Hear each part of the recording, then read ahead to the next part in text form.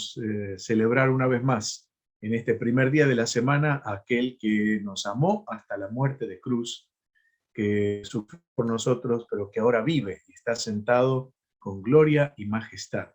Y de él vamos a hablar en esta mañana. Justamente el tema que nos toca está encuadrado dentro del pensamiento que nos reunió, que nos unió en estos momentos previos con las canciones, con las oraciones. Estamos estudiando, por supuesto, el libro del Apocalipsis, y en esta mañana vamos a leer en el capítulo 5. Apocalipsis capítulo 5.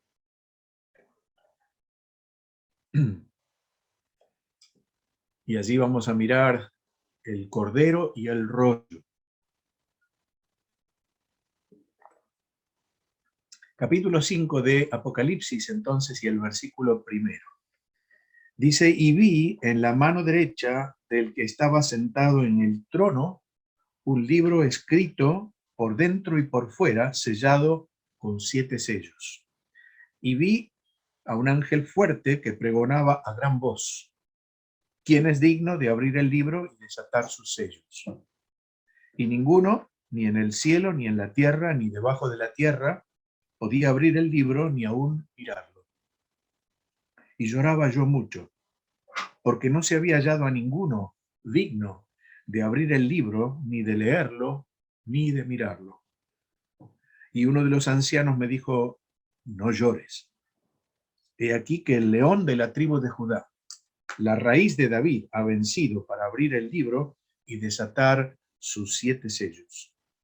Y miré, y vi que en medio del trono y de los 4 seres vivientes y en medio de los ancianos estaba en pie un cordero como inmolado, que tenía 7 cuernos y 7 ojos, los cuales son los 7 espíritus de Dios enviados por toda la tierra. Y vino y tomó el libro de la mano derecha del que estaba sentado en el trono. Y cuando hubo tomado el libro, los 4 seres vivientes y los 24 ancianos se postraron delante del Cordero. Todos tenían arpas y copas de oro llenas de incienso, que son las oraciones de los santos. Y cantaban un nuevo cántico, diciendo: digno eres de tomar el libro y de abrir sus sellos, porque tú fuiste inmolado, y con tu sangre nos has redimido para Dios, de todo linaje y lengua y pueblo y nación. Y nos has hecho para nuestro Dios reyes y sacerdotes, y reinaremos sobre la tierra. Y miré, y oí la voz de muchos ángeles alrededor del trono, y de los seres vivientes, y de los ancianos, y su número era millones de millones, que decían a gran voz: el cordero que fue inmolado es digno de tomar el poder, las riquezas, la sabiduría, la fortaleza, la honra, la gloria y la alabanza. Y a todo lo creado que está en el cielo y sobre la tierra y debajo de la tierra y en el mar, y a todas las cosas que en ellos hay, oí decir: al que está sentado en el trono y al Cordero sea la alabanza, la honra, la gloria y el poder por los siglos de los siglos. Los 4 seres vivientes decían: amén. Y los 24 ancianos se postraron sobre sus rostros y adoraron al que vive por los siglos de los siglos. Los capítulos 4 y 5 del libro del Apocalipsis son el relato escrito de una visión, de la visión que tiene Juan, el apóstol Juan, ancianito ya allí en Patmos, de los acontecimientos que ocurren inmediatamente después que la iglesia es recogida por el Señor en su venida, ya sea por resurrección o por transformación. Son como un sublime oratorio. Estuve pensando en esto, en estos días previos, estudiando la palabra, como esos oratorios que hemos escuchado de Bach o de Händel o de otros, tan imponentes, pero infinitamente más grandiosos. O si prefieren ustedes, como una gloriosa sinfonía, una sinfonía celestial. Comienza, diríamos, con un andante, con un adagio, un silencioso asombro, y va creciendo en volumen, en intensidad, hasta terminar en acordes majestuosos de gozo y de victoria. En el capítulo 4 y el versículo 1 y el versículo 2, el anciano apóstol ve una puerta abierta en el cielo y recibe allí una invitación imperativa realmente que le dice: sube acá. Eh, y el apóstol dice en ese momento, en el versículo 2, al instante yo estaba celestial. Desde luego no es más que una ilustración de lo que sucederá un día cuando el Señor retorne a las nubes y lo haga para arrebatar a su iglesia. También los muertos en Cristo y también aquellos que vivamos, esperamos que sea así, sentiremos íntimamente esa voz como de trompeta que nos diga: sube acá. Y al instante, en un parpadeo, dice la Biblia, estaremos en la casa del Padre, el lugar que el Señor Jesucristo fue a preparar según su fiel promesa para nosotros. Hace unos días estuve con mis hermanas haciendo una dura tarea, la tarea de, en el cementerio, de reconocer los restos de papá para ser trasladados de tierra a un nicho.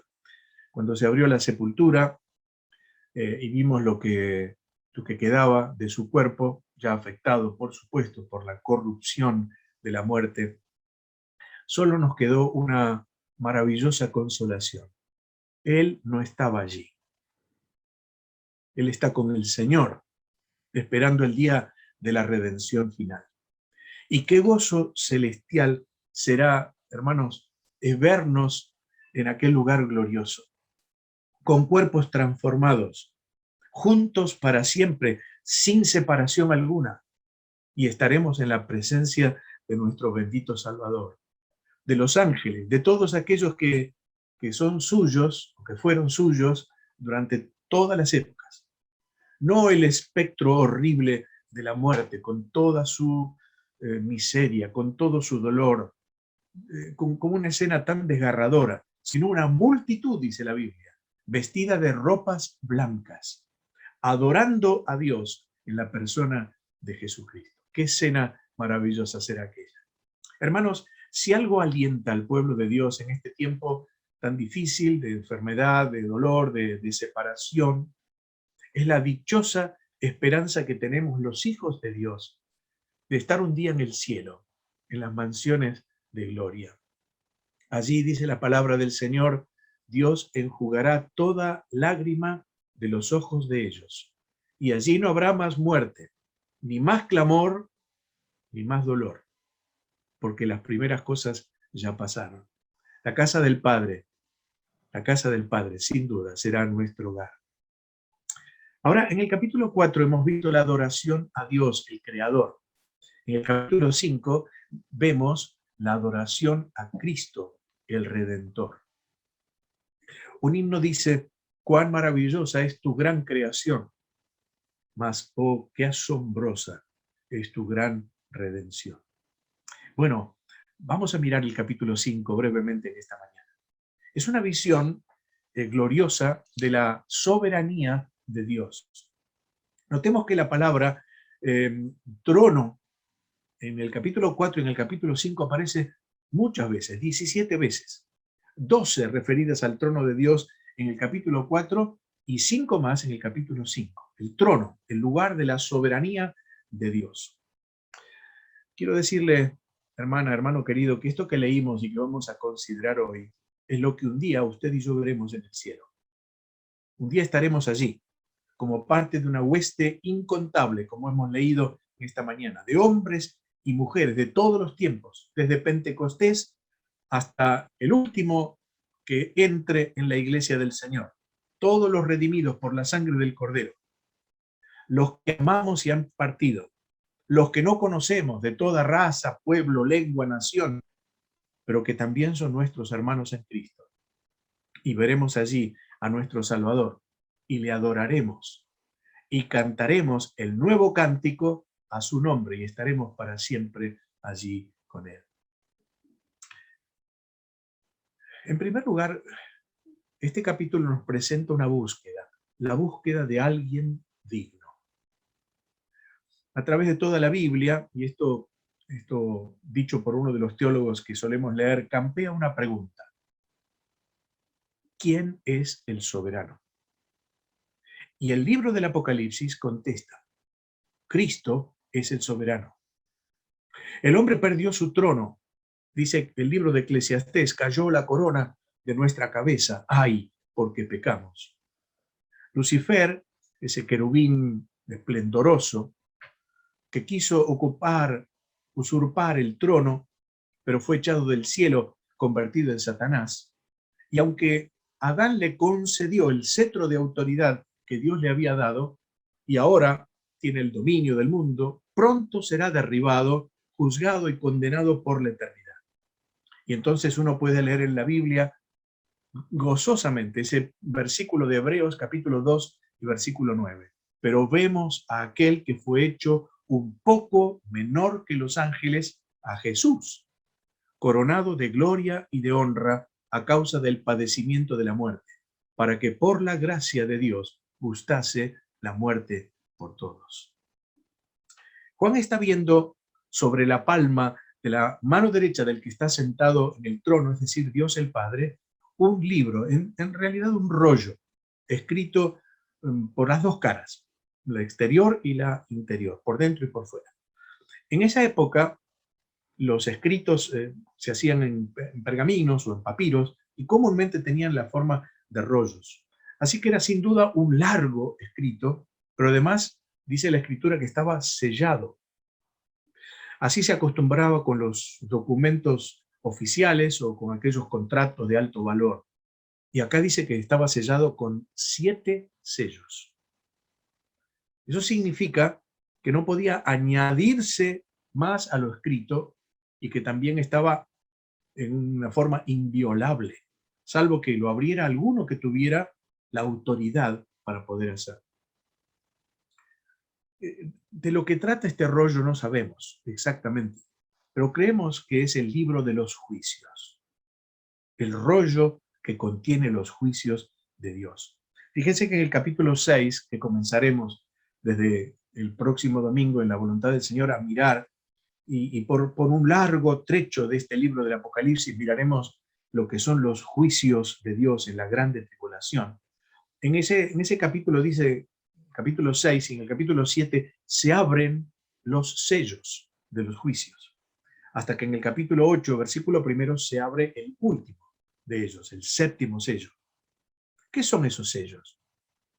Son series de dramáticos eventos en calidad de juicios que se derraman sobre la humanidad incrédula. En esa época que, como decíamos, la Biblia llama la grande tribulación o el gran sufrimiento.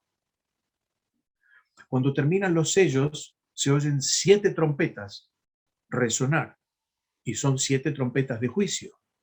Y cuando éstas se silencian, 7 copas de ira se derraman sobre el mundo de los hombres, sobre aquellos que no creen en Dios ni aceptan su salvación. Así que el rollo contiene seguramente información sobre estos juicios. O de otro modo, podríamos decir también, contienen la consumación de la historia de la salvación que pertenece a Dios y cuyo propósito final es el reino del Señor sobre todo lo creado. Diríamos los títulos universales que pertenecen a Jesucristo, títulos de propiedad del universo. Él es el heredero de todo, es el que tiene la soberanía sobre todo. Y en definitiva, Cristo es el que va a completar, a consumar el plan eterno de Dios. Sí, Dios va a juzgar al mundo, va a gobernar al mundo. Actualmente parecería que Dios está en silencio, tal vez que se hubiera olvidado que los hombres son los que gobiernan a su antojo. Inclusive que Satanás, que el diablo, el príncipe de este mundo, es el que domina. Pero no es así. No es así. En el Salmo 2 leemos que Dios dice, yo he puesto mi rey sobre Sión, mi santo monte. Un día Jesucristo, el Hijo de Dios, el Rey de Reyes y el Señor de los Señores, se sentará en el trono, en Sión, allí en Jerusalén, en Israel, y dominará, dice la Escritura, de mar a mar. Y ustedes y yo, mis hermanos, junto con todos los redimidos, dice la Biblia, reinaremos con él. Así que ahí estaba el rollo sobre la mano derecha del que estaba sentado en el trono. Y Juan escucha una voz, una potente voz. Es la de un ángel fuerte, dice, poderoso. Tal vez podría ser Gabriel. Gabriel significa, el ángel Gabriel, Dios es fuerte o fortaleza de Dios, ya que habla de un ángel fuerte. Como quiera que sea, este ángel lanza una desafiante pregunta que resuena potentemente en el universo todo. Y la pregunta es, ¿quién es digno de abrir el rollo y desatar sus sellos? ¿Quién? La proclama tuvo como respuesta un profundo y expectante silencio. Nadie, dice nuestro pasaje, ni en el cielo, ni en la tierra, ni debajo de la tierra, diríamos el Hades, es decir, en todo el ámbito universal de ángeles, de hombres, de demonios, nadie podía abrirlo. Y dice tampoco mirarlo, es decir, nadie podía conocer su contenido. Y la Biblia nos dice que Juan llora muchísimo. A los gritos, realmente quiere decir, porque nadie rompe el silencio. Nadie se adelanta a tomar el rollo de la mano del que está sentado en el trono. Nadie es digno, calificado para hacerlo. Tal vez pensó Juan, ¿acaso no hay ninguno en todo el universo calificado para tomar el rollo? No hay ángel, ni arcángel, ni querubín, siendo ellos perfectos, purísimos, que nunca conocieron el pecado. Ninguno de ellos puede hacerlo. ¿No está la iglesia representada aquí por los 24 ancianos ya perfeccionada, sin mancha ni arruga, vestida de ropas blancas? Ninguno es digno, ni Pedro, ni Pablo, ni alguno de los grandes teólogos de la historia, ninguno de los mártires, ninguno de los grandes misioneros, esa playa de hombres y mujeres santos de todas las épocas. No, ninguno. Ninguno se siente digno, capaz de llevar a cabo el programa divino hasta su fin. Y entonces uno de los 24 ancianos que están alrededor del trono celestial lo consuela y le dice, no llores. En realidad es como si le dijera, para de llorar. ¿Recuerdan siglos atrás, frente a una tumba cuya piedra había sido removida, un día como el de hoy, primer día de la semana, muy de mañana, había una mujer llorando porque pensaba que se habían llevado a su Señor? Y el ángel le dijo, no llores. Y agregó, no está aquí, ha resucitado. Ahora, frente al trono celestial, un hombre llora, porque no hay en todo el universo alguien digno. Y el anciano le dice, no llores. Y le muestra a aquel que es el único que puede abrir el libro y desatar sus sellos. El mismo que resucitó, el mismo que está glorioso en el cielo.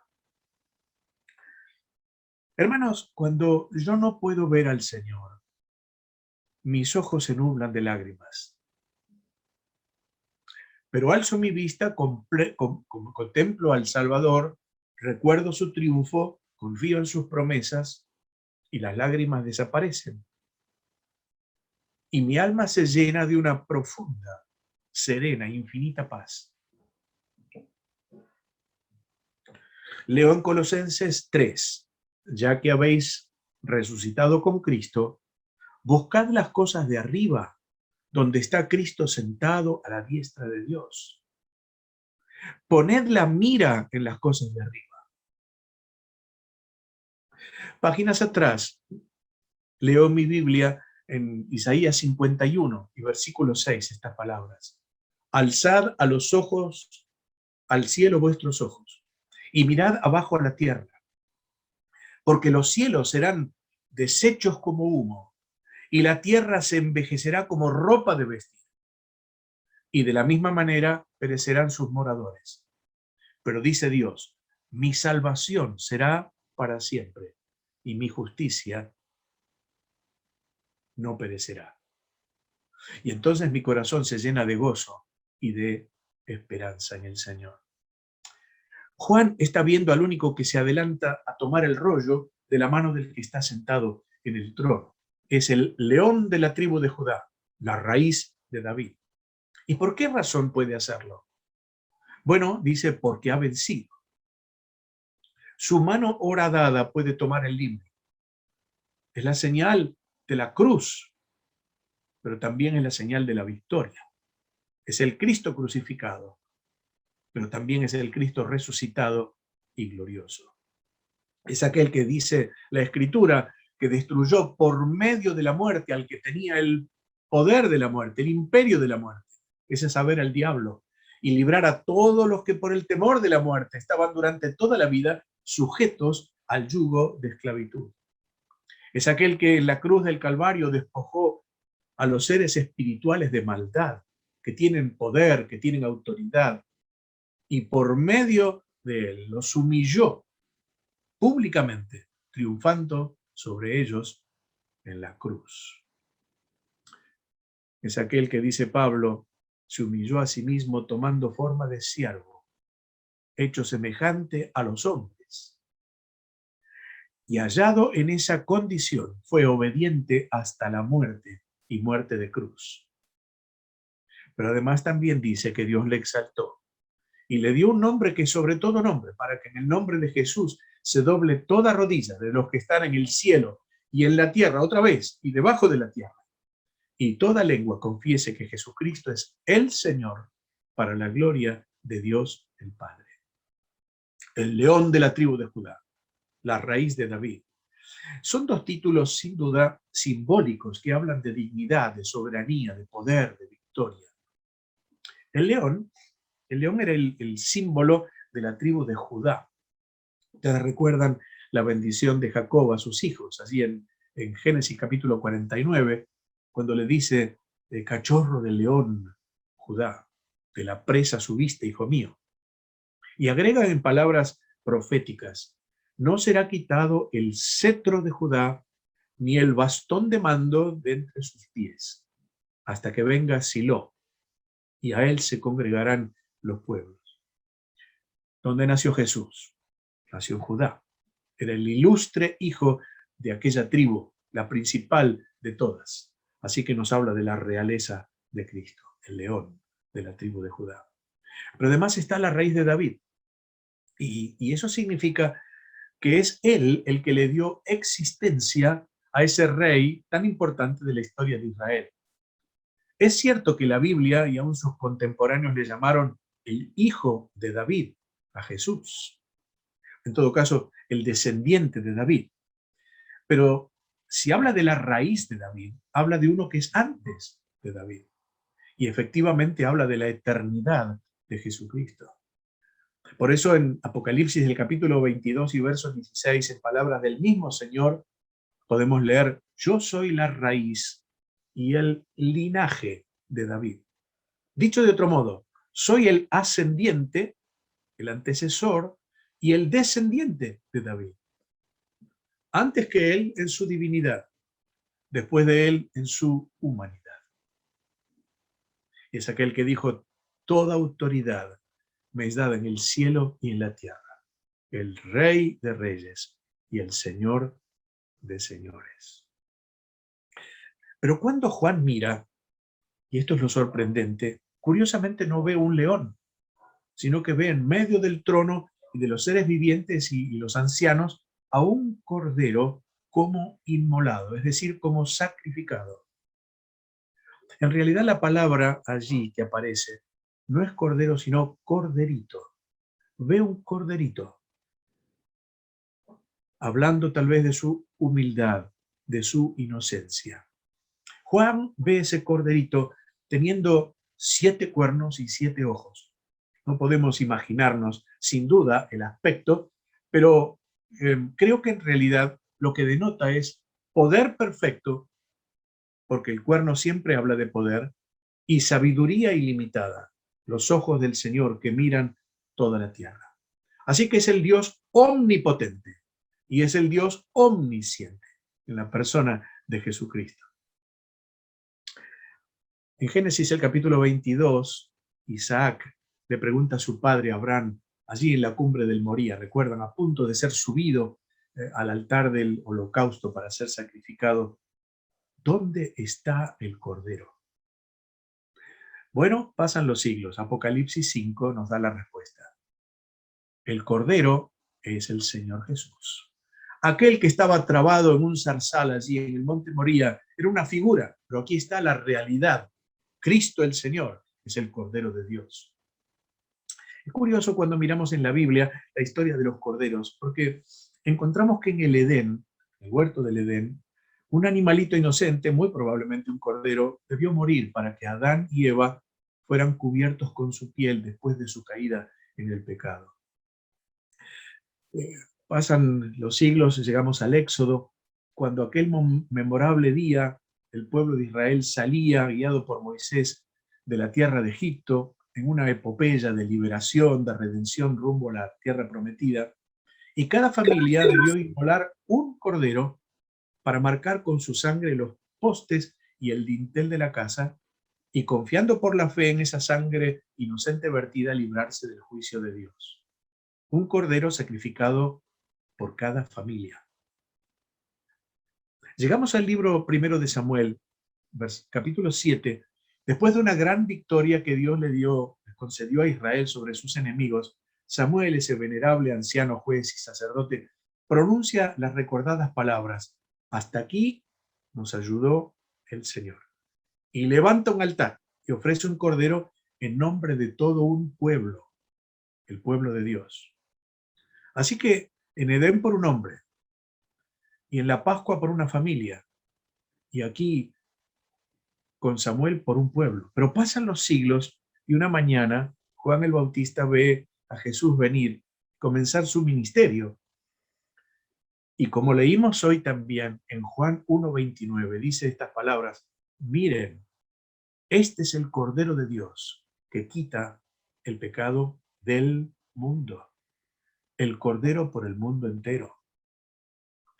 Sí, el Cordero de Dios había venido al mundo de los pecadores para ser inmolado en la cruz del Calvario. Y no solo por un hombre, o por una familia, o por un pueblo, sino por toda la humanidad, por ustedes y por mí, por todos los hombres, por cada uno de nosotros. Ahora, este Cordero que ve Juan no es el Cordero que vio Isaías. Como Cordero fue llevado al matadero, y como oveja delante de sus trasquiladores enmudeció y no abrió su boca. Es el Cordero de Dios ya glorificado, pero llevando aún las marcas de la cruz, en sus manos, en su costado, en su frente gloriosa. Las llagas de Jesús, cuán elocuentes son, dice la canción, expían la maldad y me hablan de perdón.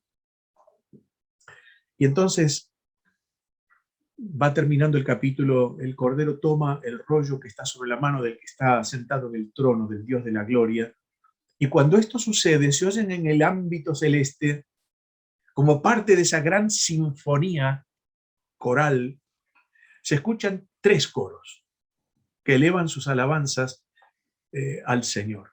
Todo el universo se postra en adoración a Dios y a su Cristo.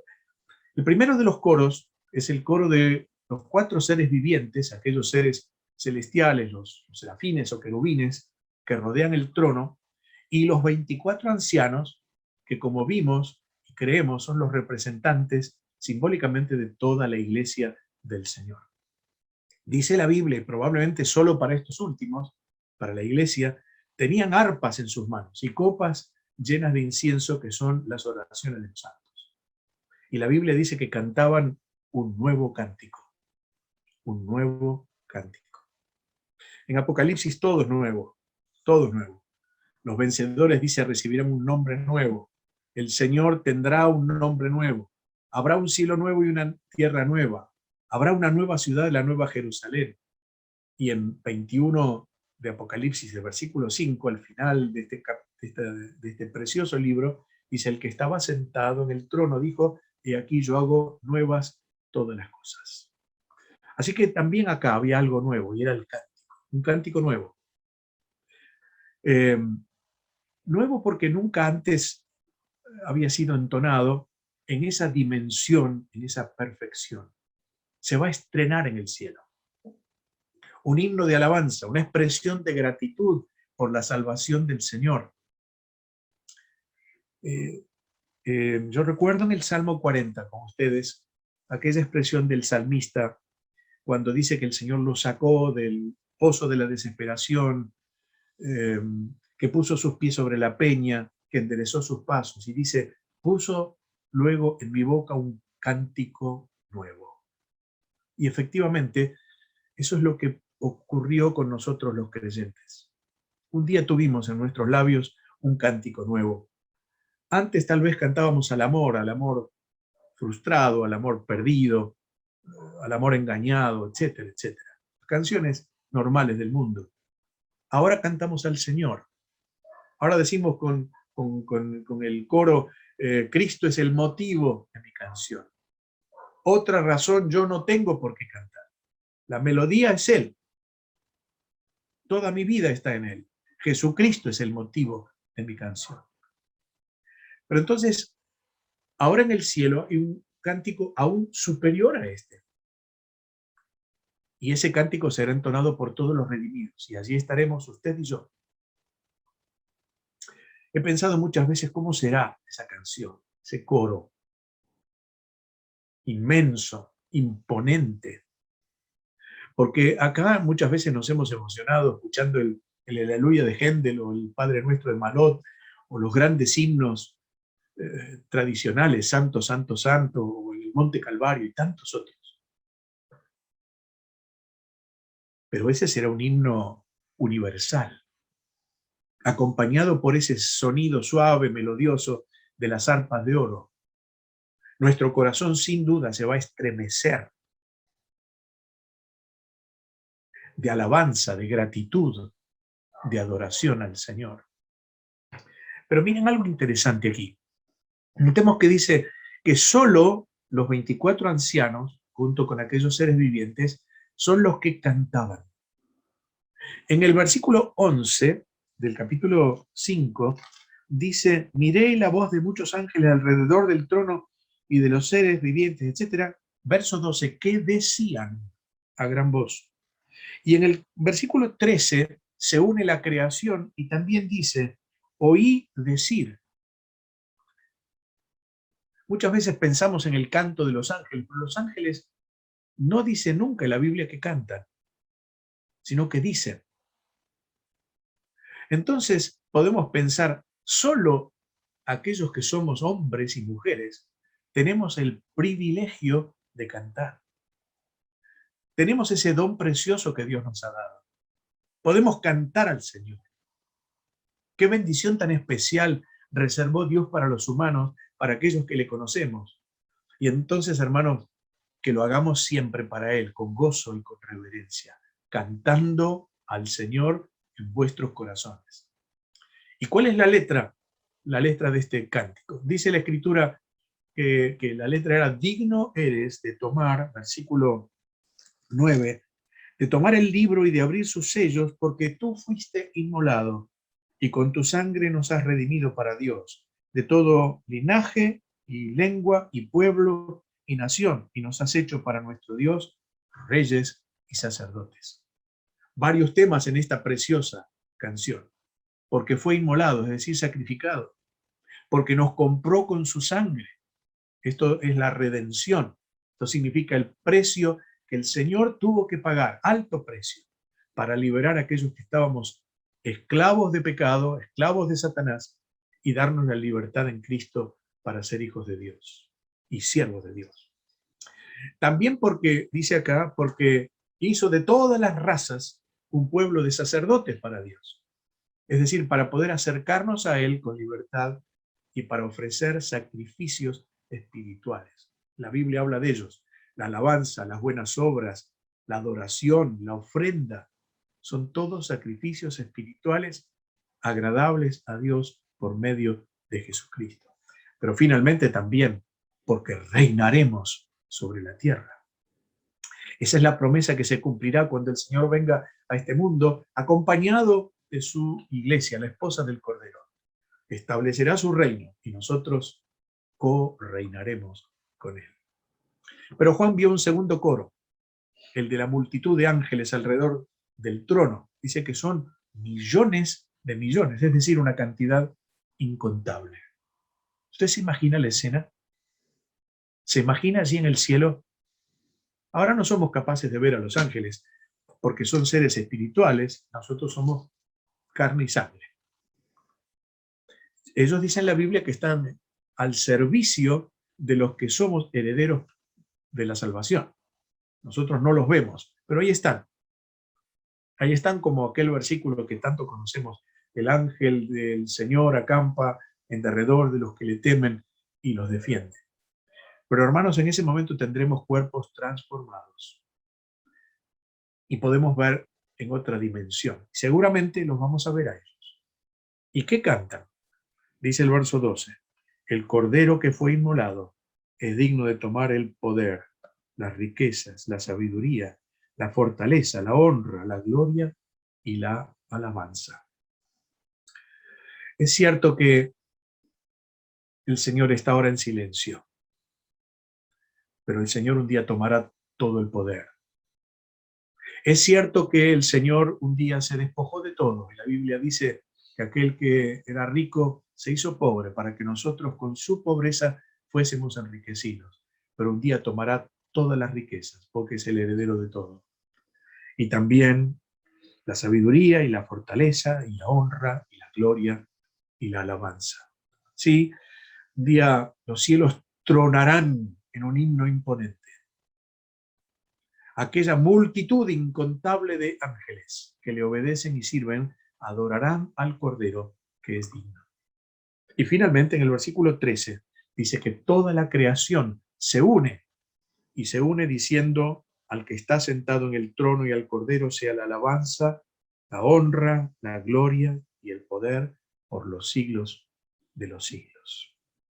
Y entonces, después de esa majestuosa sinfonía, esos tres coros allí cantando, diciendo, alabando, se escucha en el cielo un amén.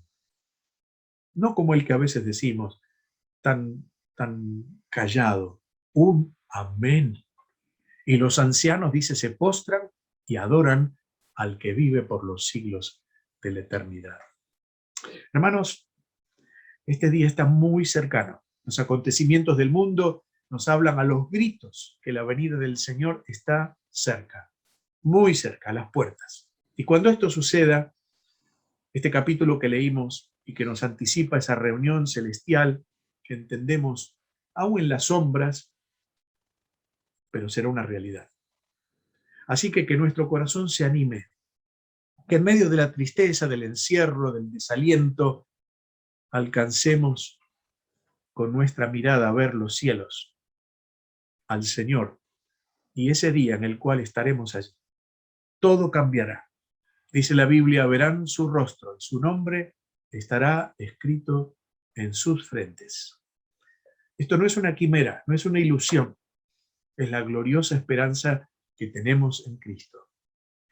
Y mientras tanto, mientras que su presencia nos ayude, nos guíe cada día, nos llene el corazón, nos dé paz y también produzca en nosotros un anticipo de ese nuevo cántico, un himno permanente de gratitud y de alabanza al Señor. Quiero concluir con una estrofa de esa amada canción que tantas veces hemos entonado. Solo tras oscuro velo, dice, hoy le puedo aún mirar, mas ya pronto viene el día que su gloria ha de mostrar. Cara a cara, cuán glorioso ha de ser así vivir, ver el rostro de quien quiso nuestras almas redimir. Y dice el coro de la canción: cara a cara espero verle, más allá del cielo azul. Cara a cara, en plena gloria, yo veré al Señor Jesús. Vivamos cada día a la luz de esta dichosa esperanza.